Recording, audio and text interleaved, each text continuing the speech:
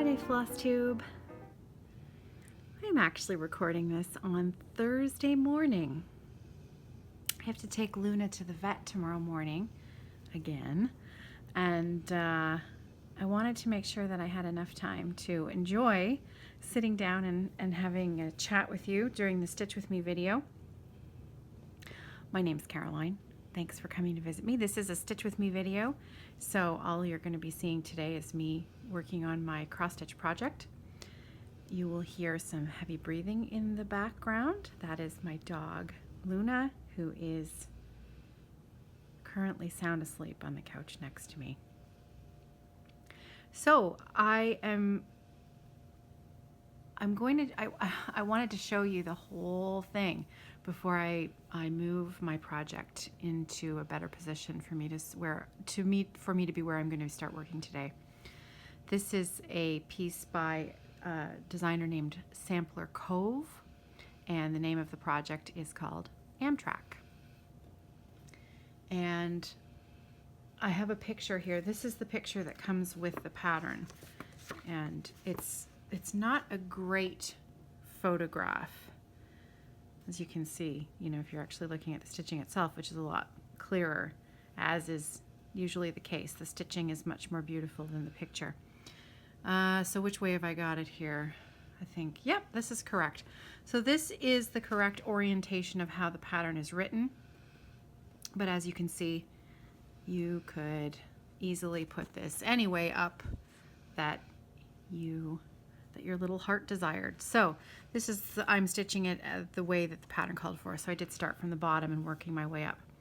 It's been over a year since I've worked on this project. So I had to really puzzle out which direction I was going. And fortunately, I'd marked the pattern in the past. And so it made it a little bit easier to figure out where I was and where I was going. This pattern only uses 3 colors of floss. There's a red, a blue, and a gray. And I am not using the called for colors. I chose 3 silk flosses that my LNS was selling at the time. I'm not even going to bother telling you the names, the color names of these flosses, because they're discontinued. They're not sold anymore. But I'm going to show you the colors, because for choosing your own floss, all you need to do is pick 3 colors that you think look really beautiful together. And it doesn't have to be blue, red, and gray. They can be whatever color you want, and then make the design your own. So I decided to choose a red that was more of a blue red instead of an orange red, and I thought that those two looked nice together. And then I added in a gray that I thought complemented both of the other 2 main colors. The gray is only used in all of the small surrounding borders that are all over the piece. So I thought you might like a nice close-up of the entire project that's been stitched so far before I move it into position here. So again, Sampler Cove, Amtrak, and I just have a little bit more work to do here and over here before I have completed entirely the bottom half of the chart. So that's exciting. So where I'm going to be working today is over here. This little motif here is a mirror of this one. And then I'm going to come in here and stitch the flower that's going to belong over here.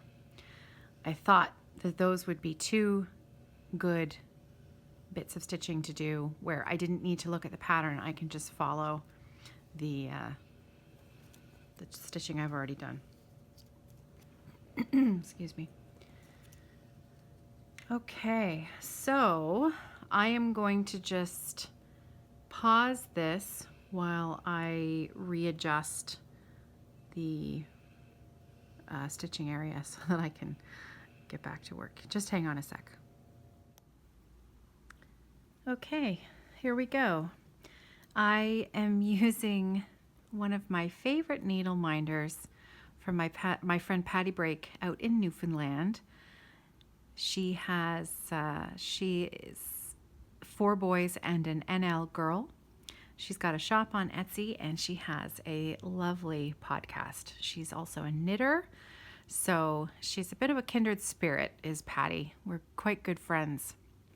We met in real life for the first time last year at my local stitching retreat, and pretty sure I'm going to be seeing her again this year. So it's funny, we took a picture of ourselves together last year, and a number of people said, "You look just like sisters."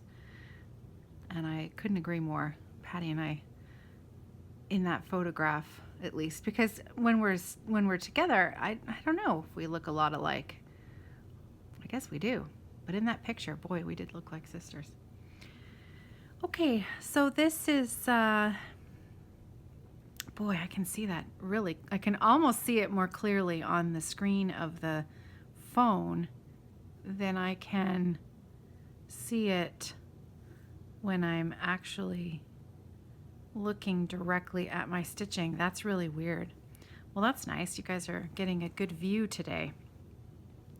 This is a 25 count even weave, and I'm stitching it with 1 thread of floss over 1 square. Now the trick is going to be if I can figure out where I'm going by looking down here and following this, using this as almost a little bit of its own chart. So I'm going to have to be careful because I'm trying to talk and stitch at the same time. Now, why do I feel like I did something a bit funny there? Let's flip this over. This is a Hearthside Craftworks floor frame. Oh, looks good. And so I think you can see the back of it. Let me just move the camera here to show you. Up. So that's the back of my project there. I'm not overly concerned with, I mean, I don't make neatness a priority, but I think it's just the way that I stitch that it tends to create a decent looking background. I'm pretty careful about knots, so I tend to check fairly regularly. If I feel like, you know, something's gone a bit wonky, I'll flip it over and check, and then fix the knot right away instead of letting it sit. So, all right, let me just put this back there. Sorry, creak, creak, creak. I have my phone set up on a gooseneck clamp, and so it's a little bit tippy at times if I touch it or knock it. But anyways, I think we're good to go. Now you're crooked. There. Okay, so moving on. So I mentioned I have to take Luna to the vet again. Luna seems prone, well, I don't know if she's prone to. She's 6 years old. We adopted her only a few months ago from the Sarnia Humane Society. And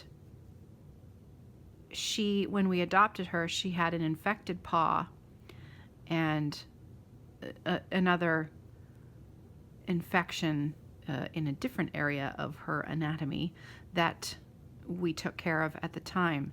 The infection in the paw is ongoing, and we have tried numerous things. We have had 3 different vets working with us in the clinic to help us solve this problem, and the last 2 times we have tried, instead of an antibiotic that works on anaerobic infections, we were using an antibiotic that works for aerobic infections, and actually it was working. It was working, but then, you know, it was Christmas holiday, and the course of antibiotics stopped, and I wasn't as diligent about checking on the paw, and I thought it was I thought it was healing up nicely, but in fact the infection came back. So we tried another course of the same antibiotics, and that course ended on, have to sneeze, hang on. That course of antibiotic ended on Sunday, and I have been bathing the paw in Epsom salt solution, which if you have a large active dog, you can just imagine how much fun that's been. But that has not been working. In fact, it's probably been making it worse over the last couple of days. So we are headed back to the vet tomorrow, and we'll continue to do everything that we can to solve the problem. But yes, we have been all 3 vets at the clinic there are helping us with this, and I think the senior partner there, who's I love them all. I love our vet clinic. They're wonderful. And I'm going to see one in particular tomorrow who I'm rather fond of, because he's moved clinics a few times, and we have followed him around to this next.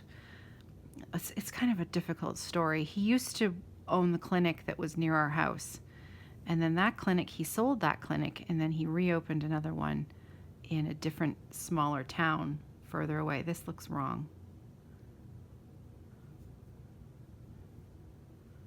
Well, 1, 2, 3, 4. 1, 2, 3, 4, 5. No, that's good. We're good. Anyways, he reopened another clinic in a different small town that's close to here, so we followed him, and we now take our animals out to this other clinic that he opened, and so I'm going in to see him tomorrow morning.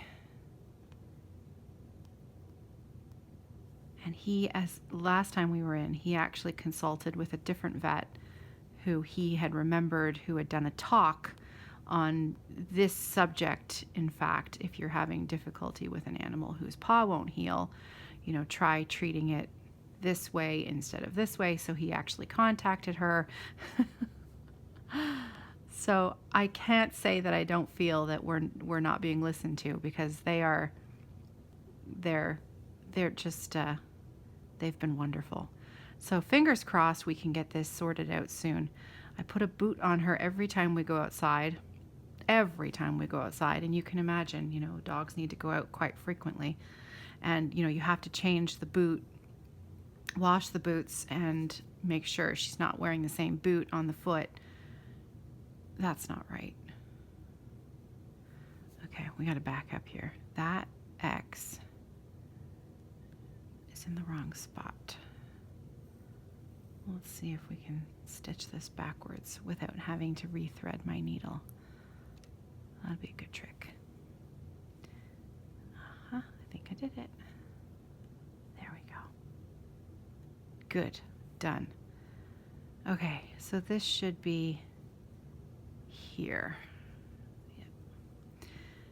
Yep. Anyway, I love the vet clinic. So, we will continue on. Oh yeah, I was talking about the boots. You have to wash the boot, because you don't want to continue to reinfect the foot if it's a, sort of thing that's infectious that she's just going to continue putting her foot back into every single time you put the boot on. So it's been time intensive in our busy schedules, but she's a lovely, lovely girl, and we think she's worth it. So back to the vet we go. First thing tomorrow morning. And we are having friends over for dinner tomorrow night. So I need to make sure, what am I doing? I'm going the wrong way. See, this is, Okay, I'm gonna have to take that out like that.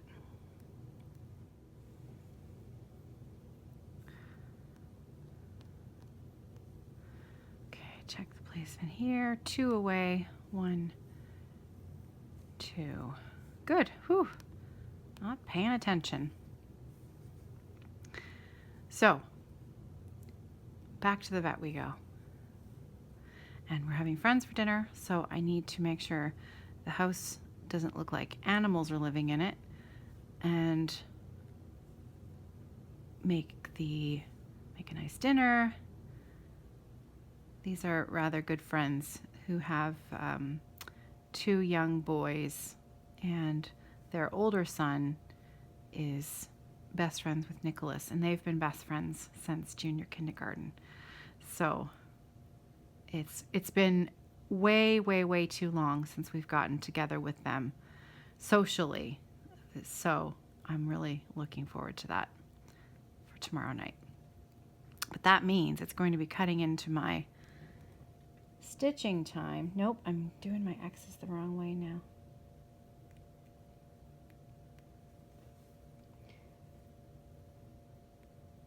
This piece is going to be challenging for Stitch With Me videos because normally when I work on this, I take my glasses off and I sit with the fabric quite close. I put my head down slightly towards the fabric with my glasses off, and then I can see it beautifully. This isn't too bad, but I do seem to be making more mistakes than normal. However, that's okay. All right, just a couple more stitches with this thread. Oop, nope, that's it. Needle came out, so that's done. All right, let's move over here to the little red flower.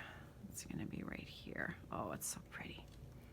So this is gonna match these guys here. There we go.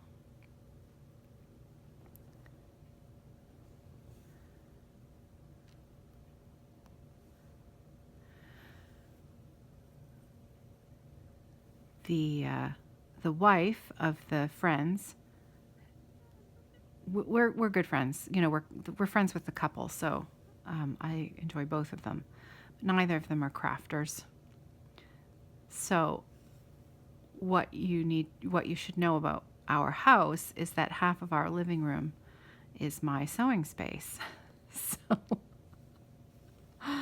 when you have people over, I think if you don't understand, you know, sort of what's going on, it's probably a little overwhelming for people. So I will try to tidy up the fabric that's hanging over the railing. I have my ironing board set up. That's another thing, you know, you've got an ironing board set up in your living room. Oh well. Fortunately, they like us. But they haven't been here since I started recording floss tube videos or, you know, sewing bags. It's been years. So it's going to be interesting. Okay, now is that in the right spot? Yes, it is. So I'm going to come down there.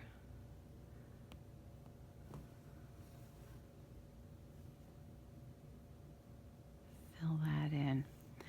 I absolutely love stitching 1/1 on 25 count.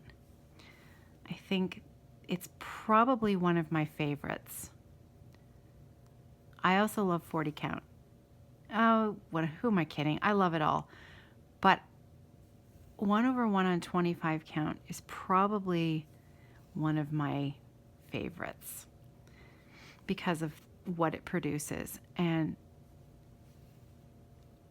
enjoying watching it come to life. And the stitches are so tiny and perfect, and the coverage of the floss on the fabric is wonderful because the stitches are so small.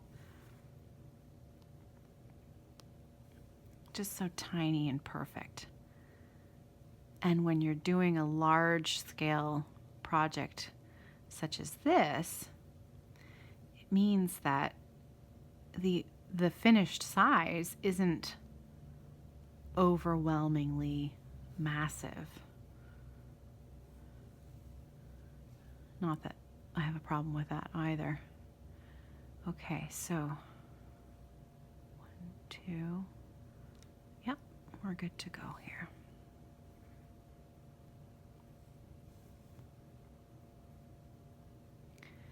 They're calling for snow squalls in our forecast today. I'm in London, Ontario, Canada. And as I said before, it is Thursday. It's not actually Friday that I'm recording this video. And so snow squalls are in the forecast. We get lake effect snow where I live. And what that means is when the wind pattern goes over the Great Lakes, it picks up because the water is warmer than the air picks up the water as it passes by. I'm explaining this badly. And then basically dumps it in a path in the form of snow. 1, 2, 3, 4. And we are in one of those areas that's in the path of where that snow gets dumped. So, lake effect snow. And we're supposed to get, they're saying 15 to 25 centimeters today, and maybe another 5 to 10 overnight tonight. But I don't know if we'll get that much. Lately they've been, it's weather forecasting, right?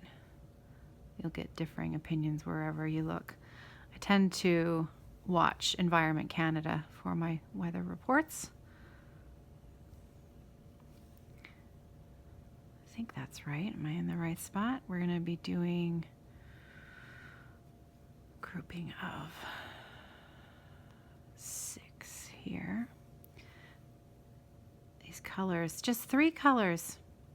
So simple, but with a beautiful design and everything else just falling into place, choosing the kind of fabric, the size of fabric. It just makes this incredible. Oh, there should have been one more there, so let's do that there. Now, am I going? Yes, I am. Okay. Excuse me if occasionally my hair goes in front of the camera. I have a lot of hair, and when I lean over to look closely at my stitching, I suspect my hair is falling in front of the camera, but anyway. There we go.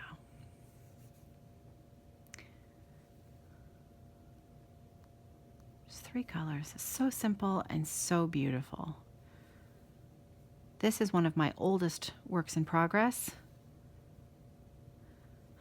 When did I start this? I can't even guess when I started this. The copyright on the pattern is 2008.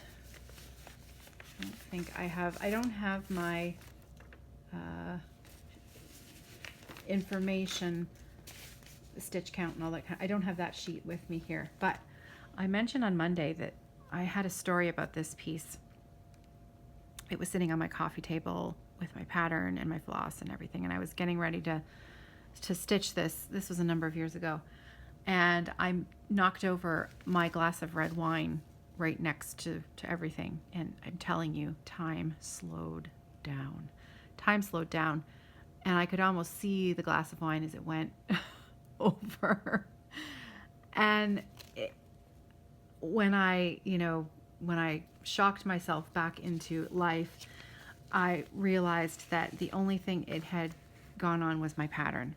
not a drop on either my floss or my fabric and pattern. I really got lucky, but my pattern did not fare so well. So fortunately, I'm still able to read it, but yeah, I don't think I've ever put another glass of red wine anywhere near my stitching. Sometimes I'm a little naughty with my coffee, but not my red wine. So, what was I saying before that? This is one of my oldest whips. And so this next 24-hour rotation is going to be dedicated to this piece, which is kind of exciting because I'm really excited to see how much progress I can make on that. And then after this 24-hour rotation, I'm going to get my Sarah Dutnell sampler out, because I only just started that last year and it has very little stitching on it. So I think I would love to see 24 hours of progress on that. And then I think I'm actually going to go back to Savon. I'm not sure. It's either going to be go back to Savon or go back to my Modern Folk Embroidery Mystery Stitch Along from 2018, which I haven't worked on since I think last February was the last time I worked on it. Either February or March last year was the last time I worked on that. And I absolutely love that piece so much. So I'd really like to get back to that.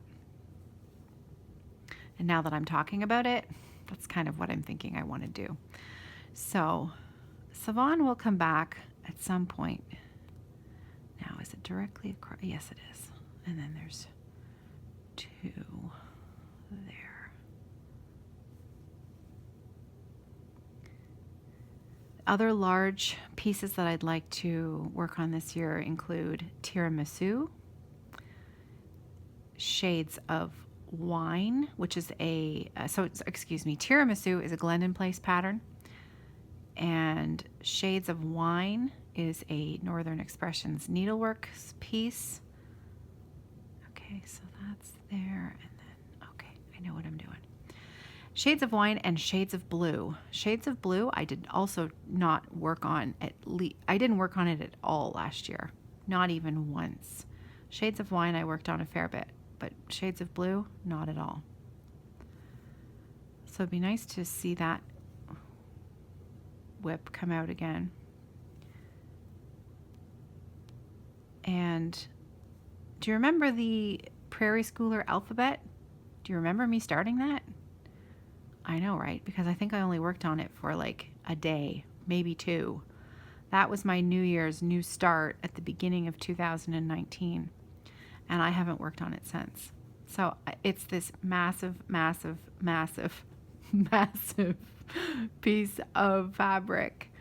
I think it's also a 25 count that I'm doing 1/1, the entire alphabet. No, whoops, what did I do? Yeah, I put that in the wrong spot. Shoot. All right, I'm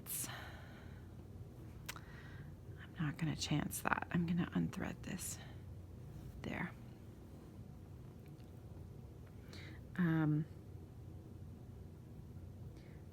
I started on the A, and I think I only have the top corner. There's a little compass motif in the top left corner of that pattern, and I think that's all I've stitched on this like full yard of fabric.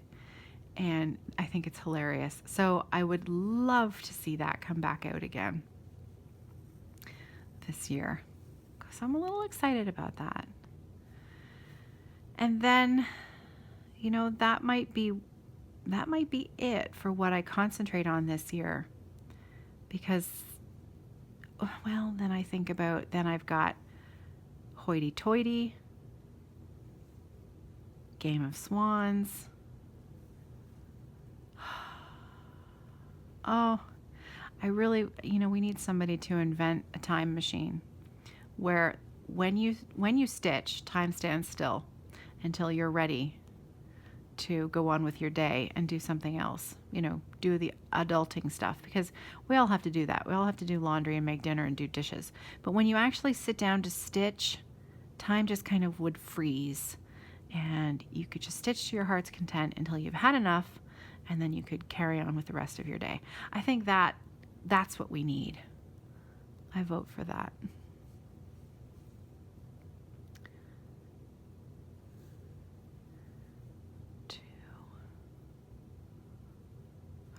I think I'm gonna do this. Come up over here.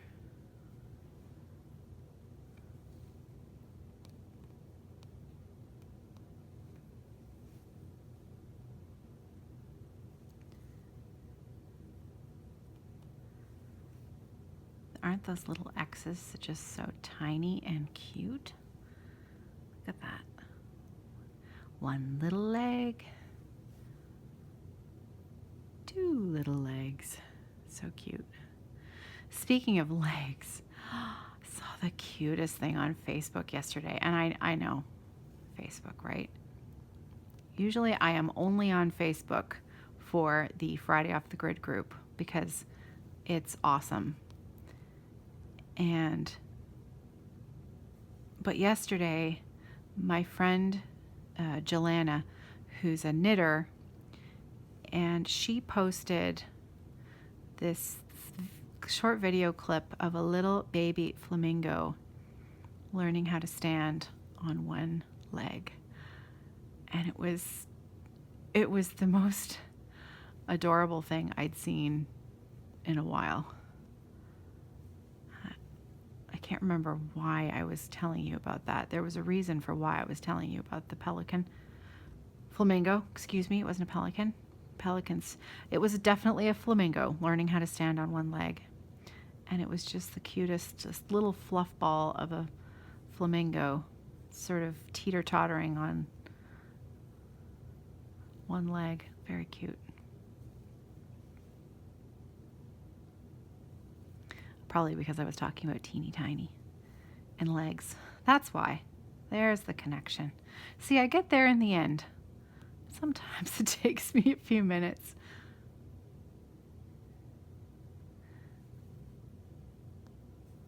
I think that's what I like best about these videos, is that I just get to talk about stitching and all the other bits and bobs of drivel that come into my head, because I think John, he's had enough after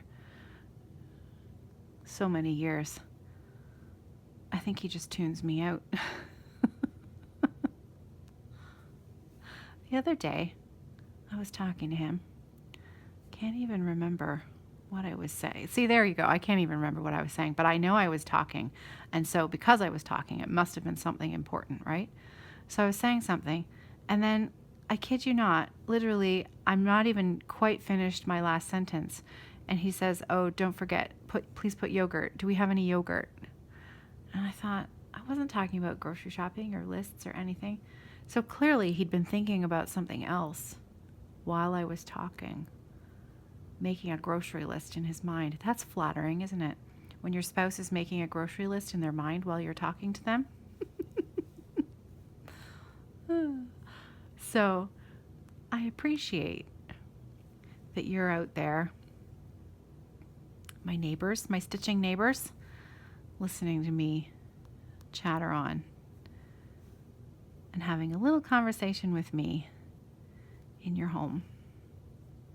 And I'm going to stitch one more little stitch like that.